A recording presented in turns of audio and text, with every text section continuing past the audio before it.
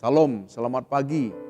Bapak Ibu Saudara-saudara, puji Tuhan kita masih dikuatkan, disegarkan, mendapatkan hari ini untuk memulai semua tugas aktivitas kita. Saya mengajak kita mengawalinya dengan merenungkan firman Tuhan. Mari kita berdoa. Pujian dan syukur kepada Engkau Allah yang begitu baik, pemelihara kehidupan kami. Ketika kami hendak membaca dan merenungkan firman Tuhan, urapi hati dan pikiran kami, supaya Roh Kudus yang memberikan kami hikmat untuk mengerti. Di dalam nama Tuhan Yesus Kristus kami berdoa. Amin. Bapak Ibu, saudara-saudara yang dikasihi oleh Tuhan Yesus Kristus, ayat firman Tuhan yang menjadi bacaan kita terdapat di dalam Kejadian 32, ayat 22 hingga ayat yang ke-31. Dan tema yang saya mau ambil adalah bergumul mendapatkan berkat Allah. Bapak Ibu, ayat renungan kita saya bacakan dari ayat 28.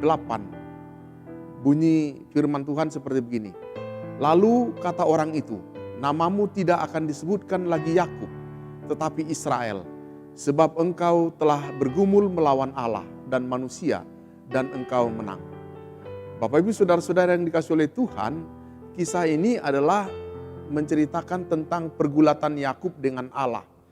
Di mana kita tahu bahwa latar belakang kehidupan Yakub, dia adalah seorang yang kehidupannya penuh dengan tipu menipu. Dan pertarungan hidupnya sudah dimulai sejak dari dalam kandungan. Kita dapat baca dalam Kejadian 25 ayat yang ke-26.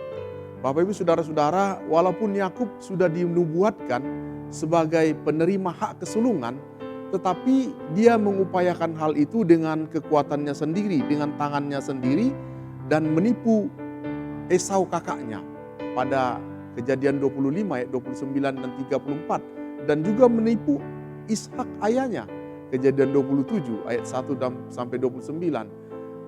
Hampir seluruh kisah hidup Yakub tetap berputar di sekitar konflik atau tipu menipu. Dia terpaksa melarikan dirinya karena akan dibunuh oleh Esau kakaknya yang dia tipu.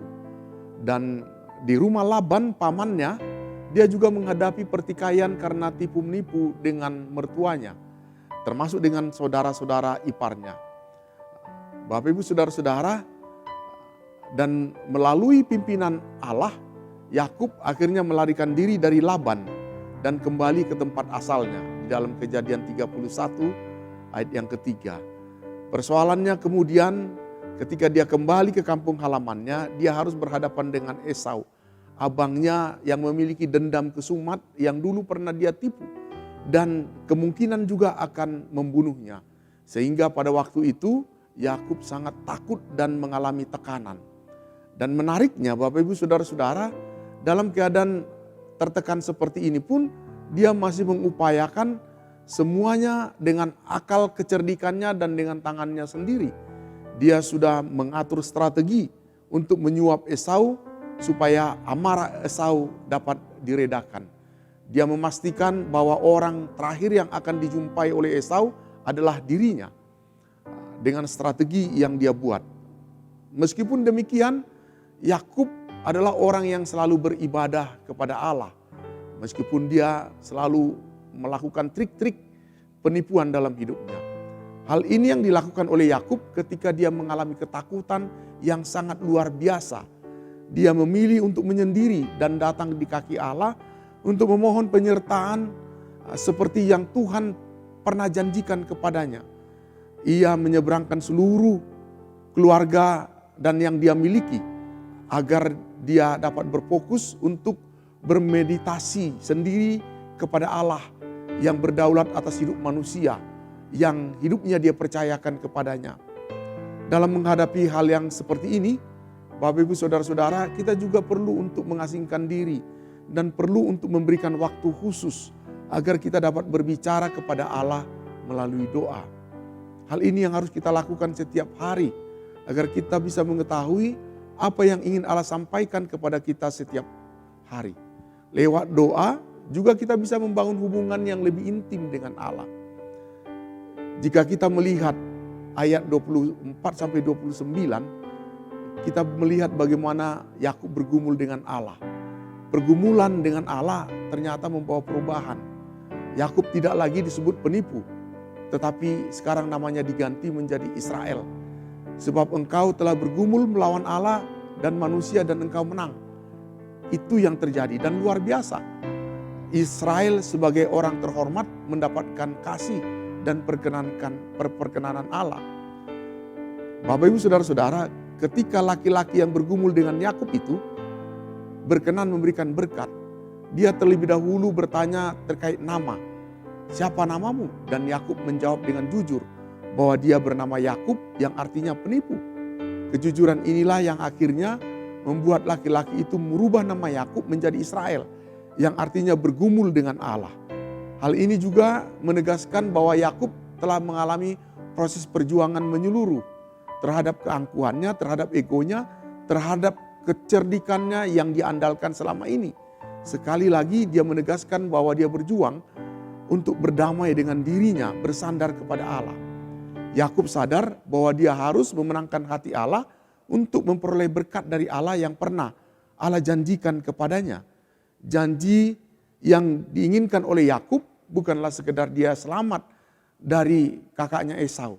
Namun Yakub memohon agar Allah tetap kepada perjanjiannya untuk menjadikan keturunannya sebagai bangsa yang besar dan sebagai umat pilihan Allah. Bapak Ibu Saudara-saudara, Allah terus-menerus menyediakan cara untuk memberikan anugerah kepada orang-orang yang bersandar kepadanya. Ketika kita menghadapi masalah yang terasa berat, dalam diri kita mulai terasa lemah, bertekunlah dengan kesungguhan hati dalam doa. Sebab Allah senantiasa menanti kita untuk menyatakan berkat-Nya, memberikan berkat-Nya kepada kita. Allah selalu mempunyai rencana yang indah bagi setiap umat manusia. Yesaya 55 ayat 6 mengatakan, sebab rancanganku bukanlah rancanganmu, jalanmu bukanlah jalanku. Demikianlah firman Tuhan. Ini membuktikan bahwa Allah telah menyediakan rencana yang indah bagi kehidupan kita. Tinggal bagaimana kita menyerahkan diri dan membiarkan Allah yang berkarya atas kehidupan kita. Yakub adalah orang yang dipilih Allah untuk meneruskan janjinya, janji Allah kepada Abraham, Ishak menjadi bangsa yang besar. Namun dalam perjalanan hidupnya, Yakub mengalami keraguan akan hal itu karena dia telah mencoba mencapainya melalui menipu kakaknya untuk memperoleh hak kesulungan. Yakub yang mengalami ketakutan yang luar biasa kepada Esau datang kepada Allah untuk memohon pengampunan dan penyertaan serta memohon Allah agar tetap memegang janjinya untuk menolong Yakub dalam menghadapi setiap pencobaan yang dia hadapi. Bapak Ibu Saudara-saudara, maka sama seperti kita. Yakub bukanlah manusia sempurna. Dia bahkan memiliki karakter yang menunjukkan kelemahan dan kekurangan. Kehidupan Yakub terasa begitu lekat dengan identitas tipu menipu. Namun di balik segala kelemahan itu, Yakub memiliki iman yang sangat kuat, yaitu iman yang percaya dan berjuang untuk mendapatkan berkat Allah sampai akhirnya dia mendapatkan berkat yang dia butuhkan. Kita perlu belajar untuk memiliki iman seperti itu. Berjuang, mendapatkan berkat Allah, dan percaya penuh akan kuasa Tuhan. Kita mau berjuang keras sampai Tuhan memberkati kita. Demikianlah kita memiliki hubungan yang intim, yang tetap kuat sampai Tuhan merubah kehidupan kita untuk menyatakan berkat-Nya dalam kehidupan kita. Demikian firman Tuhan, terpujilah Kristus. Amin. Mari kita berdoa. Melalui kehidupan Yakub, kami boleh belajar supaya kami memiliki karakter yang diubahkan Kristus dari kehidupan yang penuh dengan kelemahan, kekurangan, menjadi dipakai oleh Tuhan seturut apa yang Tuhan kehendaki, bergantung sepenuhnya, dibentuk oleh Tuhan menjadi pribadi yang lebih baik. Kami bersyukur atas firman-Mu, Tuhan kiranya memberikan kekuatan kepada kami. Di dalam nama Tuhan Yesus Kristus kami berdoa. Amin.